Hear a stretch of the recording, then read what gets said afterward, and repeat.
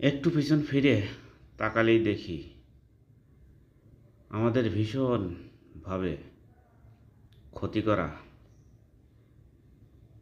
কোনো মানুষই ভালো নেই। না, এটা কোনো অভিশাপ নয়,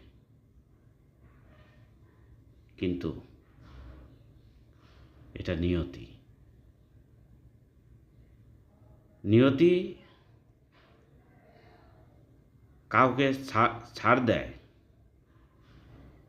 কিন্তু ছেড়ে দেয় না। তাই বলছি, অন্যের ক্ষতি করার চিন্তা ছেড়ে দিন, নিজের কাজটা ভালো মতো করুন।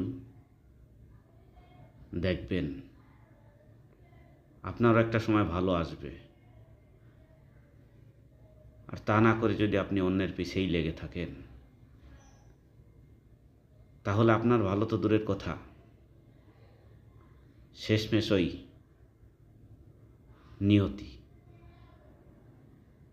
নিয়তির হাত থেকে কিন্তু আপনি কখনোই বাঁচতে পারবেন না, রক্ষা হবে না।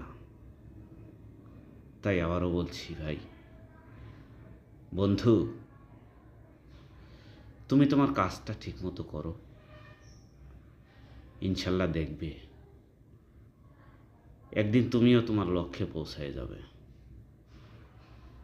কি দরকার আছে নিজের কাজ পেলে অন্যের পিছে লেগে থাকা?